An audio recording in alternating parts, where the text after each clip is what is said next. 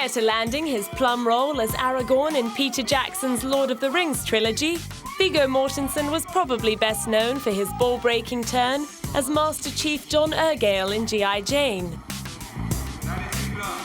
His late break as a leading man at the age of 43 arrived when Stuart Townsend dropped out of playing Aragorn several weeks into the production.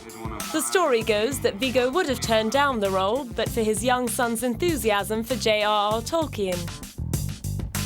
After taking the plunge, he took to the role like a duck to water, and the film's swordmaster Bob Anderson described him as the best pupil he'd ever trained.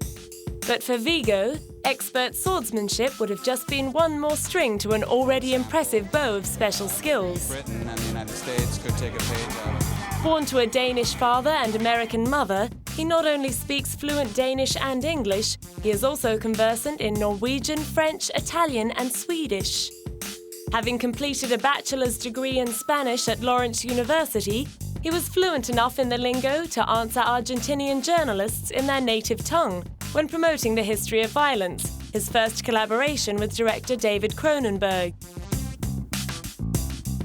The following year, he took on the mammoth challenge of playing the lead in Spanish-language film Altarist.